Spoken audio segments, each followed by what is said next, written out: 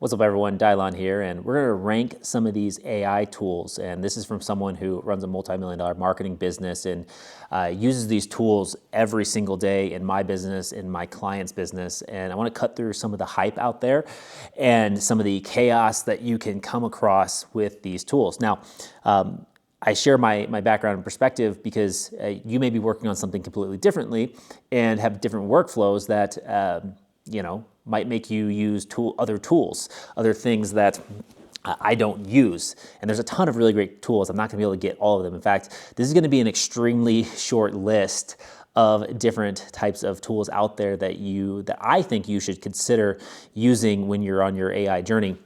And of course, there's price points and budgets and all that kind of stuff in there for these tools. Maybe later I'll do one of those like A, B, C, S tier ranking systems that are just oh so trendy. But let me just talk about a few tools that I am using and talk about my reasons why and why I think less is more when it comes to this. So the top two tools, right, that you probably should be considering using are either Codex or Claude Code. And now, by having those tools, you do have access to some of their other ones. You have access to, the OpenAI chat, the ChatGPT, and then you have also access to Claude Chat as well. And those are very, very valuable and very useful. But if you're just going to learn two tools, right, two things, and you don't even need both of them, you can actually pick one. I personally use both because I teach things on AI, and I actually need both for my workflows. It gives me more, basically double the amount of usage by having two things that I'm paying for versus just one, and then having that run out of usage for a day or whatnot. Because if one's doing a task, I can also then go to the other one and have it do other tasks. And now you might say, well, you can do a bunch of tasks, run different types of sub-agents, have different sessions open, all within one platform without having two. And yes, you can, but I find that they do well at kind of different things.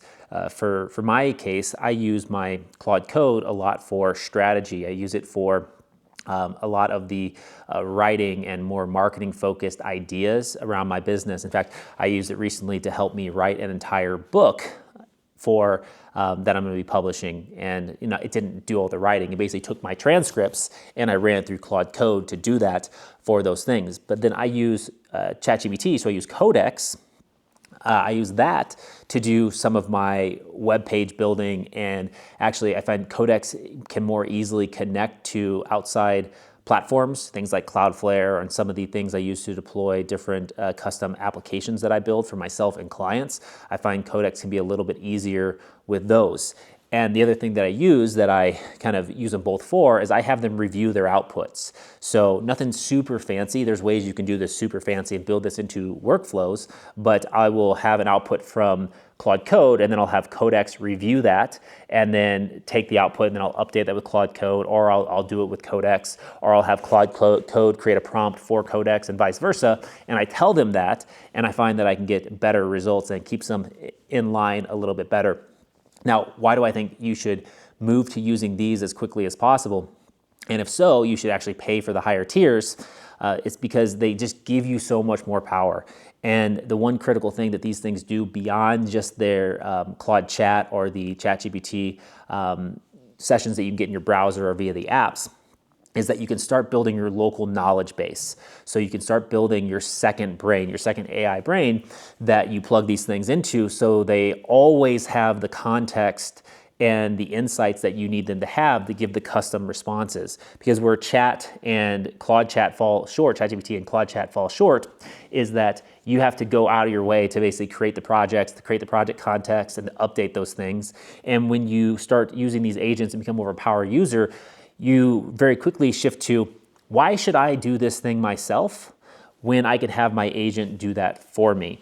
For me, that's in the world of marketing, building sales pages. Why should I have to log into ClickFunnels or Go High Level to build a sales page when my agent can do that? I don't need to be the one dragging and dropping a button. I don't need to be the one formatting section sizes. I don't need to be the one doing that. I can train my agent to do that. So all I do is give it a skill, and it executes the skill, and the page is built in minutes without me having to spend my personal time focused on that task. Same thing with marketing automations, even email concepts, right? Email automations, email strategies. Why should I have to go into my email provider and segment my list when I can give my agent, and all this data is on my computer, I can give my agent my customer info, right? Here's the types of customers I have. Here's their lifetime value. Here's the products they've purchased, so on and so forth. And then I can give it my list and say, pull the customer segments out of this list that best fits this offer that I want to run right now, right? And now draft an email for that specific avatar type and then set it up in my email provider. So all I have to do is review and hit send. Okay, or it could be draft a 3 email sequence, a 4 email sequence, whatever it is, specifically for this customer segment. No longer do you have to have the knowledge of these platforms, right? How to build these automation workflows, how to set up all that stuff when you start using these agents. Now, these platforms are still a little bit behind. They haven't fully got up to speed, and I understand why, right? It's tough to do that. Things are moving really fast, and I've actually actively moved away from certain marketing platforms to other ones that are more agent-friendly. Because again, I run a lean business, and I want to just be able to, especially now, right? Once you know that you can just go into your custom Claude Code agent or your Codex agent and say, hey, I want you to build me this automation that accomplishes this goal for this customer segment, right? And it can actually do it.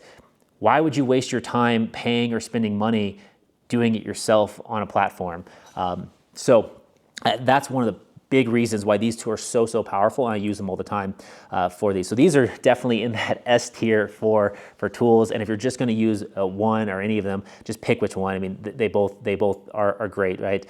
Is Claude better than Codex, or is Codex better than Claude? At this point in time, they're basically equal. The one edge for Codex over Claude that I think that is actually really useful is the fact that Codex can have the image generation feature. So from a marketing perspective, it does a pretty good job on thumbnails for YouTube videos and things like that. It also does a pretty good job on digital product images at those mockups. I find it actually better than Nano Banana Pro, which is in the Gemini ecosystem. Google, I still haven't fully dove into their ecosystem. I think if you make a commitment, they have so many good and powerful tools that are there that are capable, but they're just not quite as good. And you can accomplish a lot of those same tasks by either using Claude Code or ChatGPT or Codex.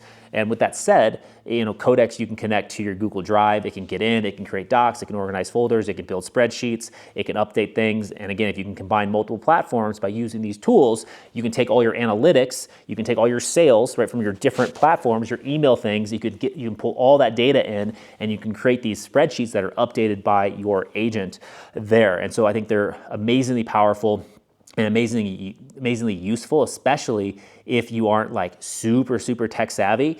These things are the way to go. Now, there are other ones out there. Like I said, I mentioned Gemini, and I think Google does have a really good tool there with it. They have a ton of good other applications that you can use, but those are for a little bit more specific use cases and specific workflows. One thing that I think the Google ecosystem can be really good at is the deep research feature. Okay, being able to use deep research through Gemini, super powerful, and some of their video generation stuff, their image generation stuff is very useful. But again, it's not my primary one, but you could make it your primary one, especially if your workflows revolve around that.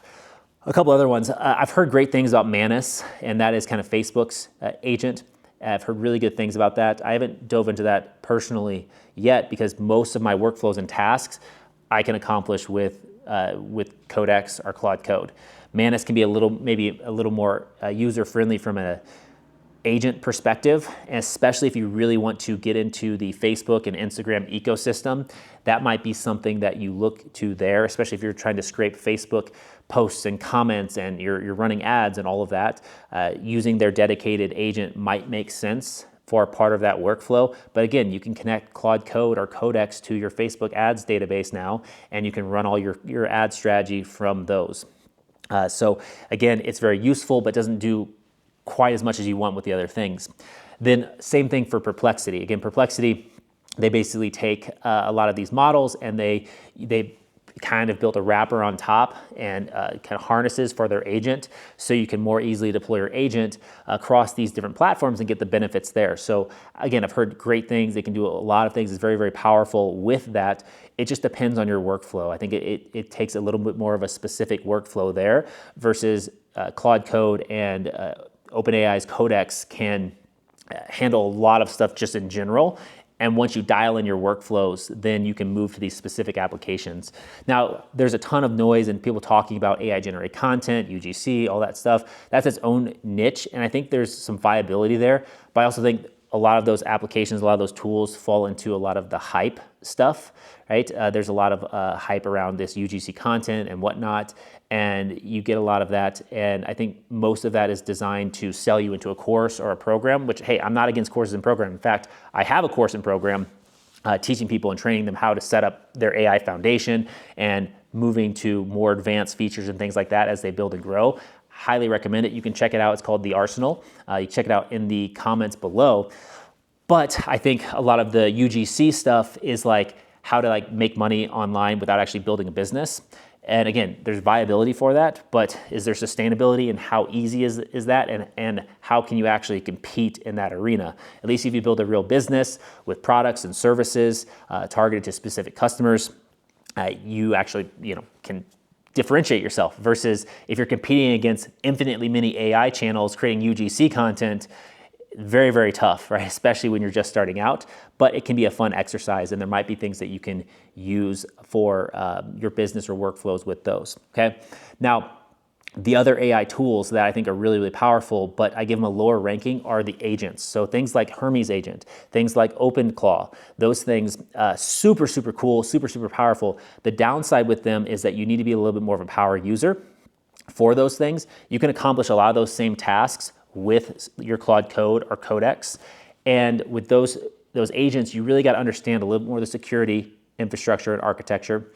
You also need to understand things like VPSs, so setting that up or having a local machine that you run those on. You need to understand API costs, and you need to have a lot better token management with those API costs. You got to make sure you protect your APIs so you don't just like wake up to a massive bill because your API key got leaked. And then on top of that, right, there's all the different models you have to choose from for the specific tasks and workflows. So I think those things work as a really good evolution of your base foundational platform and for specific stuff. But as an essential thing to get started and doing things with them, they're a much more advanced user thing. And I think you can still get most of the benefits with, as of right now, with things like Claude Code and Codex. Now, a couple benefits to those agents that you don't really get from Claude Code and Codex is that you can plug them into local AI models. And the powerful thing about local AI models, if you have the compute power, if you set it up correctly, or if you are using an API, is that you get a little bit less censorship. So an issue with Codex and Claude Code is they're managed by companies. And so they have a censorship layer on top of them. And because they have that layer, you have to be aware of that, and you won't always get the outputs that you want to get with those things. And so for certain topics, certain things that you're doing, you have to keep that in mind. And you have to be like, okay, like for example, if you're interested in peptides, you can't get all the information about peptides just from some of these models, right? Because they're like, hey, I can't actually tell you that because it's medical advice. Again, you should consult your qualified medical provider if you're looking for medical advice, not just some AI or not just some guy on the internet. But that is a situation there. And then the other situation is with Codex and Claude Code is that they may be able to see your data and train their models on your data.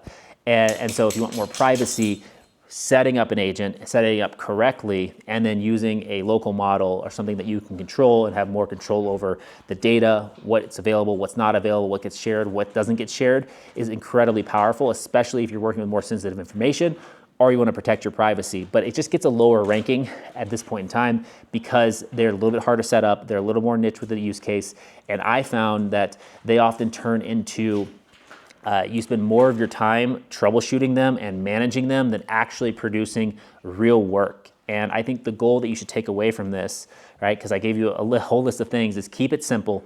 Use the powerful models. You should pay for if you can, the top tier membership so you don't have the context limits and don't have that kind of stuff. And you should work on solving problems that these things can solve today, right, that produce value in your personal life, your business life, or your job, solving those problems today, right? It doesn't have to be anything fancy. It could just be finishing that spreadsheet in half the time, right? Finishing that PowerPoint in half the time, doing 2 PowerPoints or decks a week. Maybe it's new product ideas. So instead of sending 1 email a week, you were able to send 3 emails a week. Instead of spending an hour on a newsletter, you're able to spend 30 minutes on a newsletter.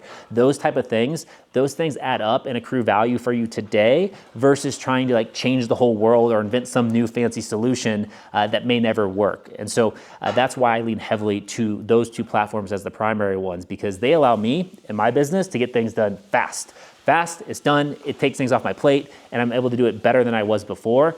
And while I'm using these things, I'm learning more things that I can do with AI, and I now can then leverage what I have now to help me implement things like agents, things like more custom workflows or automations and custom skills and all of that fun stuff that you can get when you're more advanced. So that is it for this video. Hopefully you found this valuable. Hopefully you take action and you start working with these tools and eventually through these tools as soon as you can. If you want more education and resources on that, check out the link below. I'll catch you in the next video. Peace.